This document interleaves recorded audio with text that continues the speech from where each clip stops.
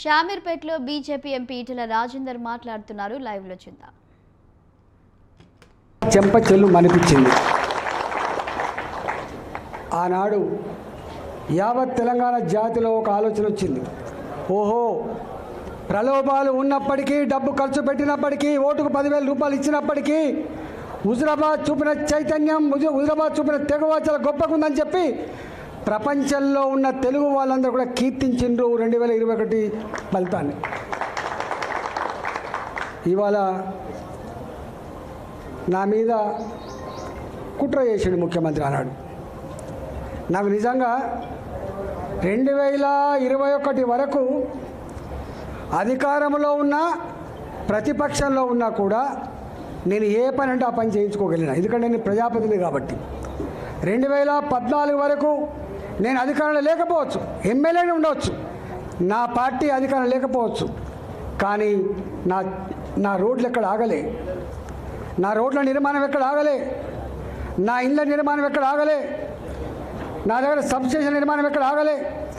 నేను బాగా చెప్తా అనేది మర్యాదగా నేను ఇక్కడ ఎమ్మెల్యేను, నా ప్రజలకి సమస్య ఉందని చెప్తే ఆనాటి సమైక్య పాలకుల ముఖ్యమంత్రులు కూడా భయంతో మాకు డబ్బులు ఇచ్చేది, భయంతో మాకు శాంక్షన్లు ఇచ్చేది. కానీ ఈ ఓడిపోయిన ముఖ్యమంత్రి మొత్తం చరిత్రను తిరగరాసే పద్ధతిలో, ప్రజలు అసహించుకునే పద్ధతిలో, ఎమ్మెల్యే గారికి ఉండే ప్రోటోకాల్ కూడా లేకుండా చేసి, ఎమ్మెల్యే గారు చేయాల్సిన కనీస కర్తవ్యం కూడా చేయకుండా చేసి, ఇవాళ దొంగదారిన దొడిదారిన ఒక పదవి కట్టబెట్టి వాడికి అన్ని రకాల హక్కులు ఇచ్చి, ప్రోటోకాల్స్ ఇచ్చి నన్ను ఇబ్బంది పెట్టే ప్రయత్నం చేసిండ్రు. అయినా నేను అనుకున్న ప్రజలు గొప్ప వాళ్ళని. ఆ 2.5 సంవత్సరాలు ఎంత నరకం అనుభవించినో మీరు చూసింది. అంతేకాదు, సరే కుట్రదారులు ఎవడు ఓడగొట్టిండో, ఎవడు గెలిపించిండో దాని జోలికి పోతలేను. కానీ నేను ఒకటి మాత్రం ఇప్పటికీ ప్రజలెప్పుడు కూడా మోసం చేయరు. ప్రజలకు నాయకత్వం వహించే వాళ్ళు మాత్రం చక్కటి దారి చూపించాలి. ఇక్కడో అక్కడక్కడ నెగ్లిజెన్సీ ఉందా, ఇంకేముందో తెలియదు, కానీ మొత్తం మీద ఓడిపోయినాం. ఎన్నడు అంటే హుజురాబాద్లో ఓడిపోతామని చెప్పి ఎవరు కళ్ళ కూడా ఊహించింది, ఓడిపోయినాం. దాన్ని అంగీకరించాల్సిందే. నేను అనుకోకుండా ఇక్కడికి వచ్చిన ఇక్కడి ప్రజానీకం అంతా కూడా గొప్పగా ఆశీర్వదించి గెలిపించింది. మీకు తెలుసు, మీరు వస్తున్న రోజు ఇక్కడికి వస్తే ఇది పెద్ద పార్లమెంట్, 40 లక్షల ఓట్లు గుర్తుపెట్టుకోండి. 40 లక్షల ఓట్లు, ఒక 70 లక్షల జనాభా ఉన్నది. దాదాపు సగం హైదరాబాద్ ఉంటుంది ఇక్కడ. దేశవ్యాప్తంగా సెటిల్ అయిన వాళ్ళు ఉంటారు ఇక్కడ, ఉమ్మడి ఆంధ్రప్రదేశ్ నుంచి సెటిల్ అయిన వాళ్ళు ఉంటారు ఇక్కడ. నాకు పని ఒత్తిడి వల్ల మీకు రాలేకపోయినా, కానీ బాధ అనిపించే అంశం ఏంటంటే ఇవాళ మనం ఆనాడు 2021లో కేసీఆర్కి ఒక మాట ఇచ్చినాం, ఒక ఛాలెంజ్ చేసినాం. నువ్వు ఓటింగ్స్ పెట్టించుకుంటున్నావు కేసీఆర్, నువ్వు ఫ్లెక్సీలు పెట్టించుకుంటున్నావు, గోళ్ల మీద నీ బొమ్మలు వేయించుకుంటున్నావు, కన్నడ స్తంభాల మీద కూడా నీ స్టిక్కర్లు వేసుకుంటున్నావు, నా ముఖం కనపడకుండా చేస్తున్నావు. కానీ నా ముఖం ఫ్లెక్సీల మీద లేదు కొడుక, నా ముఖం ఈ ఓటింగ్ల మీద లేదు కొడుక, నా ముఖం ప్రజల గుండెల్లో ఉందని చెప్పిన. ప్రజల గుండెల్లో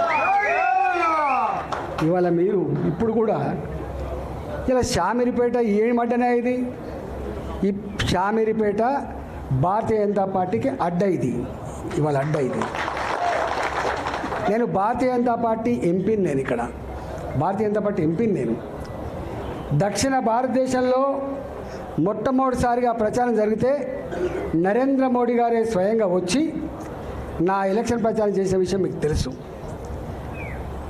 అడ్డ ఇది పార్టీకి ఊపిరి పోసే అడ్డ, నాయకులకు స్ఫూర్తినిచ్చే అడ్డ, రేపటి గెలుపుకు సంకేతం ఇచ్చే అడ్డ ఇలా షామీర్పేట అడ్డ. దాన్ని పట్టుకొని వాడు సైకోనా, శాడిస్టా, వాడు మనిషా, పశువా, వాడు ఏ పార్టీలో ఉన్నాడు, వాడు ఎవరి అండతో ఆ ధైర్యం చేస్తున్నాడు, వాడిని ఎంచుకోవాలి. కానీ బీ కేర్ఫుల్ కొడుక, బీ కేర్ఫుల్. మేము శత్రువుతో కొట్లాడతాం, కానీ కడుపుల కత్తులు పెట్టుకొని కవలించుకునే సంస్కృతి మా రక్తం లేదు కొడుక, నా రక్తం లేదు. ఇవాళ మీరు ఎవడెవడు సోషల్ మీడియాలో పెడుతున్నారో, ఏమేమి రెచ్చగొడుతున్నారో, ఏమేమి చేస్తున్నారో మొత్తం పైకి పంపించే ప్రయత్నం చేస్తా. నేను అనుకుంటున్నా సంస్కారం ఉందని, సభ్యత ఉందని ఇట్లాంటి వాటిని అరికడతానని చెప్పి భావిస్తున్నా. అరికట్టకపోతే నష్టపోయేది ఎవరో అర్థం చేసుకోండి. మీరు నష్టం మాకు కాదు, మాకు ఏం తక్కువ ఉంది? అసలు మీరు ఎవరు? అసలు నీ శక్తి ఏంది, నీ యుక్తి ఏంది, నీ చరిత్ర ఏంది, మా చరిత్ర ఏందిరా? 2002లో వచ్చిన నా జిల్లాకి, 2002లో వచ్చిన నా జిల్లాకి 2 సార్లు నేను జిల్లా పార్టీ అధ్యక్షుడిగా పనిచేసిన, నేను 2 సార్లు జిల్లా మంత్రిగా పనిచేసిన. నేను నా అడుగు పడని గ్రామాలు లేవు కరీంనగర్ జిల్లాలో. ఉమ్మడి కరీంనగర్ జిల్లాలో నా అడుగులు పడని గ్రామాలు లేవు.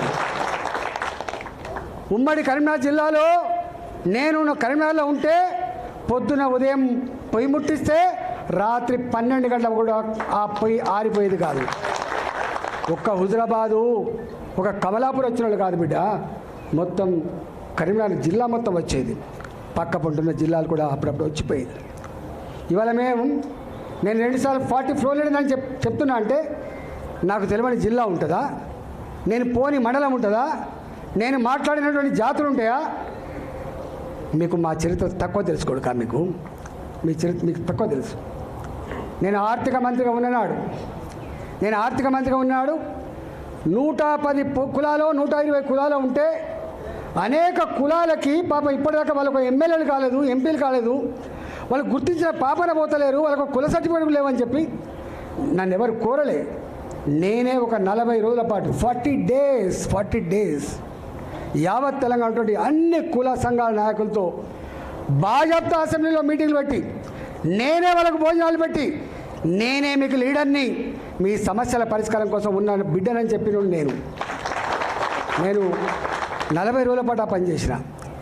40 రోజుల పాటు అన్ని సమస్యలు తెలుసుకున్న తర్వాత నేను ఒక బీసీ కాన్క్లేవ్ అని చెప్పి బీసీ పార్లమెంట్ సభ్యులను, బీసీ శాసనసభ్యులను, బీసీ శాసన మండలి సభ్యులను, ఆనాడు మా స్పీకర్గా ఉన్న మత్స్వనాచారి గారిని, ఆనాడు కౌన్సిల్ చైర్మన్ ఉన్నటువంటి స్వామి గౌడ్ గారిని, మంత్రులందరితో ఒక మీటింగ్ పెట్టిన. 3 రోజుల పాటు పెట్టాను నేను.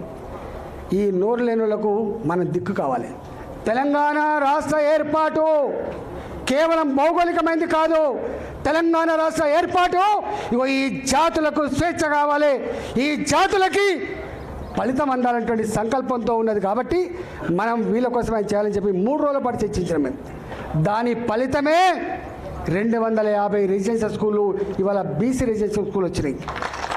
దాని ఫలితమే ఇవాళ ఎస్సీ రెసిడెన్షియల్ స్కూల్ కూడా ఎక్కువ వచ్చినాయి. దానికి ఫలితమే ఎస్టీ రెసిడెన్షియల్ స్కూల్ వచ్చినాయి. దాని ఫలితమే 78 కులాలకు ఆత్మగౌరవ భవనాలు వచ్చినాయి. ఇక్కడ వెలమ హాస్టల్ అంటూ ఉండే, గౌడ హాస్టల్ ఉండే, పద్మశాలి హాస్టల్ ఉండే, కొన్ని పెద్ద కులాలకు మాత్రమే ఉండే. అలాంటి వాళ్ళకు కూడా ఇక్కడ ఉండాలని చెప్పి, పేదవాళ్ళకు కూడా అని చెప్పి 78 కులాలకు ఆత్మగౌరవ భవనాలకి జాగలు ఇచ్చి ఇలా జీవోలు ఇచ్చినటువంటి దాంట్లో ఈటల రాజేంద్ర అంటూ గుర్తుపెట్టుకోండి. ఈటల రాజేంద్ర చరిత్ర గది. ఈటల రాజేంద్ర గారు ఎన్నడూ నా వార్త పేపర్లో వస్తుందా రాదా, నా వార్త టీవీలో వస్తుందా రాదా, నాకు ఈ సోషల్ మీడియా అంటే ఎందుకు తెలియదు. నేను ఇప్పుడు చూడండి, నేను దానికి అడిక్ట్ అయినోడు ఏమైపోతున్నాడు కదా, కానీ వాటిని చూసుకోవడం కాదు. సందర్భం అయితే రియాక్ట్ అవుతాడు, సందర్భం అయితే బయటికి వస్తాడు, సందర్భం అయితే మాత్రమే మాట్లాడతాడు. భరిస్తాం. ఎక్కడ భరిస్తాం? మీరెట్లయితే భరించలేక ఇక్కడికి వచ్చిండ్రో మీ అంతరాత్మని అర్థం చేసుకున్నా. నేను మళ్ళీ చెప్తున్నా మీకు, హుజురాబాద్ గడ్డ మీద రేపు ప్రతి ఊళ్ళో మన వార్డు మెంబర్ ఉంటాడు. హుజురాబాద్ గడ్డ మీద నా సర్పంచ్ ఉంటాడు. హుజురాబాద్లో ఎందుకంటే ఒక్కరోజుతో బంధం కాదు, అది 25 ఏళ్ళ బంధం. అది నన్ను నమ్ముకొని ఉన్నారు మీరు. 2021లో గన్ని 100 కోట్ల రూపాయల ప్రలోభాన్ని అడ్డుకొని అన్న కోసం నిలబడ్డోళ్ళు మీరు. మిమ్మల్ని నేను చాలాసార్లు చెప్తా, కాళ్ళు కడిగి నెత్తిలో పోసుకున్న హుజురాబాద్ ప్రజలు రుణం తీసుకోవాలని చెప్పి స్టేట్మెంట్ ఇచ్చాను నేను. ఆ ప్రజల మీద సంపూర్ణమైన నమ్మకం ఉన్నాను నేను. ఆ ప్రజల మీద సంపూర్ణమైన విశ్వాసం ఉన్నవాడిని. కాబట్టి మీరు నిజంగానే ఇవాళ ప్రజలు బాధపడుతుంటారు. కాబట్టి నాకు ఇక్కడ పని ఉన్నమాట వాస్తవం. కానీ తప్పకుండా ఇక్కడ నాకేం ఎలక్షన్ లేవు, లోకల్ బాడీ ఎలక్షన్స్. నాకున్న లోకల్ బాడీ ఎలక్షన్సే హుజురాబాద్ ఎన్నికలు, గుర్తుపెట్టాను. ప్రతి గ్రామంలో వార్డు మెంబర్ ఒకప్పుడు తెలియదు వీళ్ళకి చరిత్ర తెలియదు కూడా కాదు మీకు. ఎన్నడూ ఒక ఎంపీపీ ఓడిపోలే, ఎన్నడూ ఒక మున్సిపల్ చైర్మన్ మేము గెలవకుండా లేము. 20 ఏళ్ళ చరిత్రలో కేవలం ఒక ఎమ్మెల్యే మాత్రమే కాదు, అన్నిట్లో